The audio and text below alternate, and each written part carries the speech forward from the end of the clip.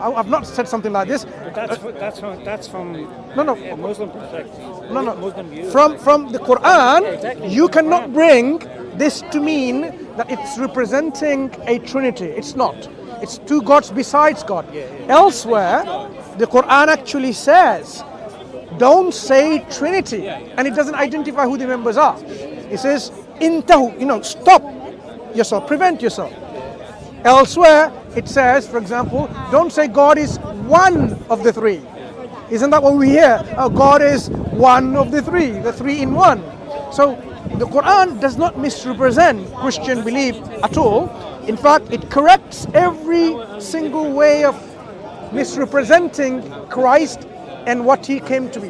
He didn't come to tell people. Well, that was a good answer. So Yeah. I take that on board. Thank you. But my question still is, Which is? where does the angel say that is the angel Gabriel in the Quran?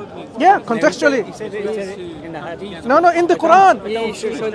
In the Quran, you can see that the angel, the spirit of holiness, Ruh al-Qudus, is the angel Gabriel. Yeah, but does he say my name's the angel Gabriel? Because No. it says in the Bible it talks about an angel One coming moment. and deceives people. So why? Look. why One can't second. we be deceiving? The Quran says this is a revelation from God. Okay, brought by a trustworthy spirit, and this spirit is elsewhere explained and identified to the angel Gabriel. So we know the Quran even says there's no one who can bring something like the Quran, even if the whole of mankind and whole of the jinns were brought together, they would not produce something like it. Well, so when the Quran came, Yeah. when the angel came to Muhammad, Yeah. and Muhammad didn't know who the angel was, but he went to his wife, what was her name? Khadija, Hadija, radiallahu and he asked anha. her what happened, and she brought him then to our uncle, which was a Catholic, as far as I'm aware. Am I wrong? You're talking about Waraqa bin Nawfal. Waraqa, I think so. Waraqa bin Was Nawfal. he a Catholic? Waraqa was a Christian. Okay. To say he's a Catholic and Protestant is like too ahistorical. Okay. Well, is he In the one Arabia, there are Nestorians, there are Jacobites, and what are the other segments in Arabia at that time? It's probably the two main ones, right? So it's difficult to say. Protestantism came much later, right? So when the Quran talk, this story or historical narration you get from the biography literature, right? Ask yourself, if Prophet Muhammad sallallahu alaihi wasallam was an imposter, a fake prophet, would he need to go and tell someone, oh, where did I get this revelation from? He would say, God has spoken to me. Angel has spoken to me. A true individual prophet is something demonstrated in that historical event. in Islam, there has to be two witnesses for everything, isn't there? So there always has to be a witness for everything. So if someone How goes many up people against witnessed the someone- revelation? How many people witnessed the revelation of the Quran? Hundreds and thousands. You are only focusing on the very first revelation which the Prophet received in Cave Hira, right? Right. How many people witnessed the revelation given to, say, Moses for the first time? You can't. We have to be consistent. We can't just simply say just because the first revelation, because when the Quran was revealed to the Prophet at certain occasion, the companion, I want to make this point, right? This is a historical narration, authentic narration. He was on a mount, whether it's a camel or a horse, right? People can see in this desert sand how the feet of the mount is going, sinking on the sand because of the weight of the revelation. Imagine now you have a camel or a horse, and suddenly its feet is sinking in the sand. It's not natural. Sometimes this is one example which illustrates the weight of revelation. So, out of all of this historical context, we have to really deal with the content of the Quran. Why is it impossible for anyone to match even one chapter like the Quran in the way the Quran is in its stylistics in the Arabic? Why? That's why it's important, because anything can be matched. Any literature, any music, any composition, they can be imitated. The Quran challenges people. If you are in doubt, imitate something like it. Why is it that across all of the centuries, now we are 1400 years later, still we are saying, why are people failing? is because of the nature of the evidence. The evidence is such that it is demonstrative of the divine hallmark that is from God. Because anyone can come and say, this book is from God. The Quran gives that evidence so that people can be absolutely certain about it. If he is a prophet, Yeah. a prophet comes with things that he done, I take it, yeah? Prophet comes with? What's the definition of a prophet? Yeah. Prophet is someone who relays the information of the unseen. A Nabi who informs you about the ghaib, about the unseen. Part of that could be prophecies. And there are more than 300 authentic miracles of the Prophet, which unfortunately many people don't know. Prophecies, the Quran talks about many prophecies itself within the Quran. It's not a statement of the Prophet, but if we were to share some examples, here, there's one example here. For a person which the Quran says, may the hands of Abu Lahab perish. What's that mean? May he be destroyed. So basically, he will be the dwellers of hellfire, and so shall be his wife because of their disbelief.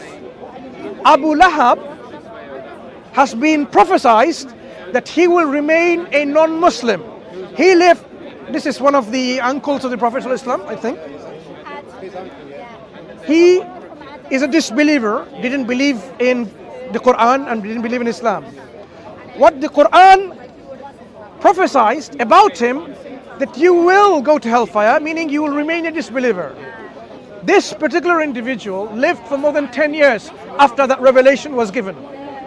To destroy Islam, all he had to do is simply come up and say, Ashhadu an la ilaha illallah wa ashhadu anna Muhammadan abdullah wa rasuluh. That I believe there is no God worthy of worship except one and only true God, Allah, and I bear witness that Muhammad is the the servant and messenger, the worshipper of Allah, servant and messenger of God, this one true God. If he did that in public, he will be called a Muslim, even if he was a hypocrite inside. Okay? And then he would say Islam is destroyed, because now the Quran says I'm going to go to hell, but I'm a Muslim. He had this opportunity. So this was an opportunity for that individual for 10 years to do that thing. But he didn't come up with this. The Quran talks about elsewhere, I'll give you another example. Chapter 30. Here. The Romans have been defeated. Here. Alif Lam Mim. The Romans have been defeated in the nearest land. That prophecy, did that not come after? It says they will be victorious soon again within 3 to 7 years. Bid'a sinin. After a period of time, they will be victorious again, even though they were defeated. And this is exactly how it happened. Now think about it. Someone, if he is a fake individual, an imposter, a fake prophet, and there are two superpowers of the day, the Byzantines and the Persians. They're fighting with each other. Now to say, you know what, the Romans are now defeated, but they'll be victorious again within 3 to 7 or 3 to 9 years, 3 to 7 years. What if they were not victorious again? He will be demonstrated to be a false prophet. So this is too of a high risk state of, it can prove him wrong. But the Quran talks about it, and this is exactly what happens. So these kind of statements where, the Quran lays down to people of critical thinking, they would know that this is something a fake prophet won't do, can't do, shouldn't do, but the Quran does that anyway. The Quran comes along, and another example, I'll leave it to these 3 examples. It says, you did not know this before. How does the Quran know, for example, what you don't know, Do I know what you don't know? You could be a professor of astrophysics, for example. And I say, you don't know anything about physics. And you will correct me and say, look, let me tell you, here it is, yeah? So then when the Quran addressed some people saying, this is what it is, and you don't know, you did not know this before, no one said we knew it. An opportunity for people to demonstrate that the Quran is false. So we can check that proof otherwise. If that can be proved otherwise. Yeah, for example, if these people came forward and said, we knew about what you're saying, he will be demonstrated to be a false prophet because he's making this up when it's not true. Because in the Old Testament, when someone was a false false prophet here, brought to the gate of the stone.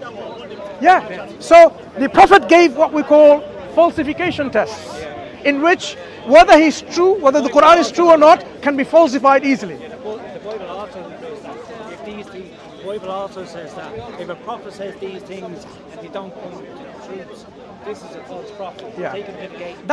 That's where the difference between the Quran and the Bible, for example, Jesus Christ has said, this generation will not pass, but you shall see the Son of Man coming in the clouds of heaven. Something along this line.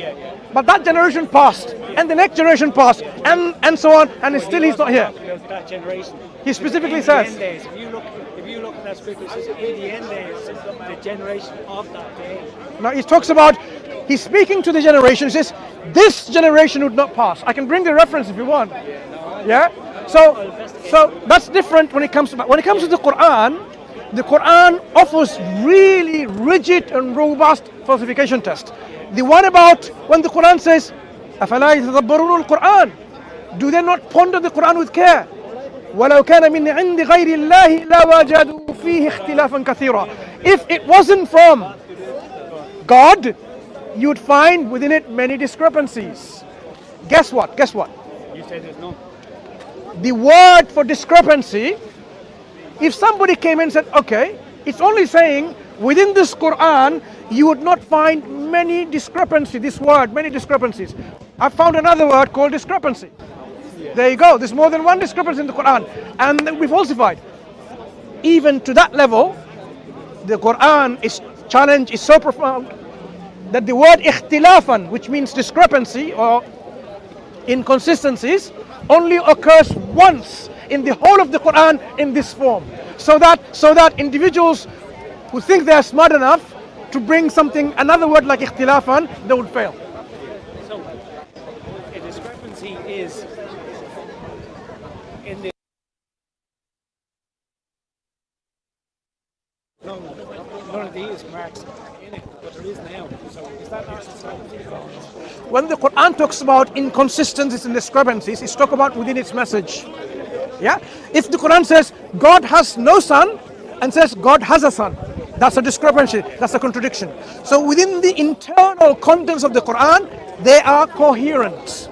You will not find a discrepancy or inconsistencies. And if the Quran was not from God and it talked about science, astrophysics, biology, history, economics, anthropology, sociology, psychology. Think about it. Think about it. We'll see. Psychology, science. If it talks about all of these things, you would expect someone to make mistakes somewhere here and there. So the Quran is saying, ponder and think with deep reflection. If it wasn't from God, you will certainly find within it these discrepancies, inconsistencies, and contradiction. You say science. Give me an example where Quran gets the science wrong. And Talk about man's sperm comes from the backbone. man's what? Man's sperm comes from Of course not. The Quran says, let man ponder. Yeah.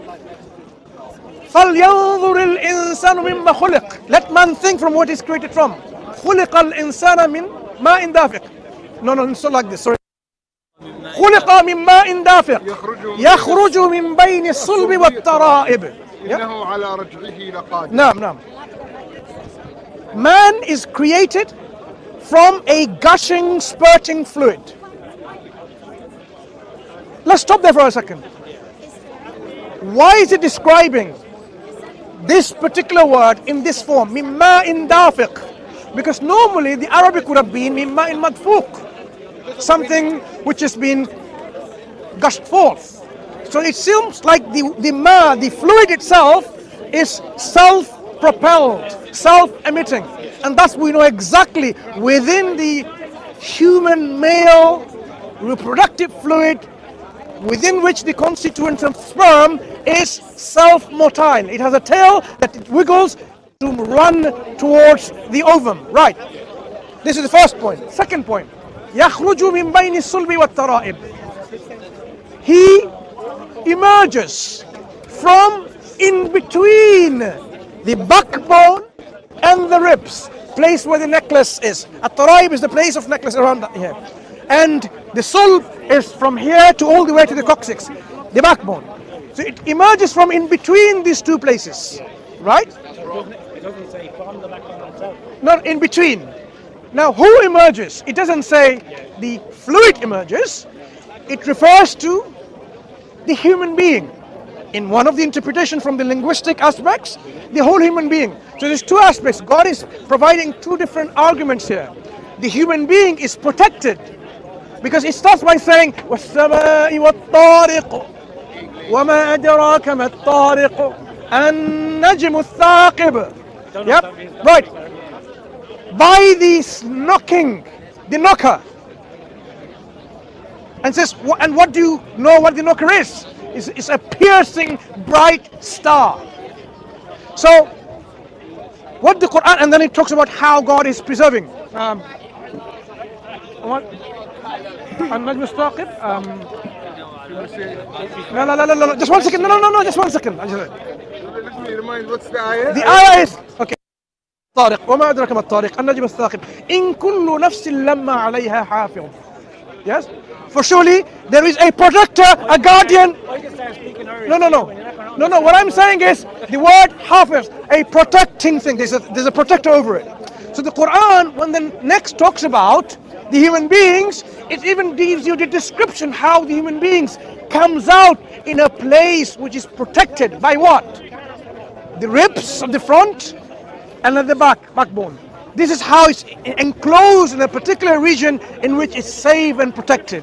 So the Quran is not getting anything scientifically wrong here. It's describing a phenomena in which that we know for sure this is exactly in congruence with the Quran. Yeah? Yeah. You will not find the Quran goes anything against established scientific facts. But scientific facts, they're volatile because science can change. That's why we don't judge the Quran by the scientific facts. We judge the scientific facts with the Quran. Did it get it right? Did it go along with the Quran or not? If they haven't done so yet, then they still need to investigate a bit more and so on. Just to give me this point, just like people at one point, when the Quran was revealed, they believed the universe was static. It doesn't expand. So when the Quran says no, God is expanding it. So those Muslims who are scholars and scientists at that time, they didn't simply say, oh, Quran gets it wrong. They're saying science needs to correct itself. Science needs to do more investigation, more learning to know what the reality is. That was the standpoint of the Muslims. And we know now today we believe the universe is expanding and it's not static.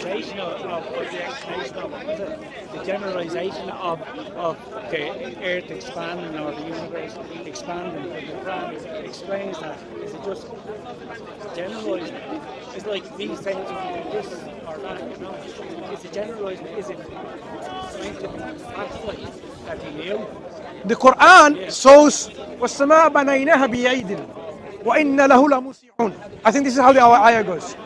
Surely God says, we have created, made, fashioned this world with our own hands. And we are the expander thereof. Meaning God says, I am the one expanding it. Yeah, He's made it, expanding it. But it doesn't stop there. The Quranic cosmology goes even further, saying, just like God began this universe in the way He created, He will roll it back like a scroll. So as it's expanding, it will be contracted again. But that's not enough yet. The Quran goes even further. And then there will be again another. Yep. So there will be another creation. New creation. So the Quranic, the way it presents the cosmology, scientists coming to the grasp of it, us they're learning more and more with their scientific tools. So when we talk about again as a falsification test for the Quran encourages, challenges people to find an inconsistencies.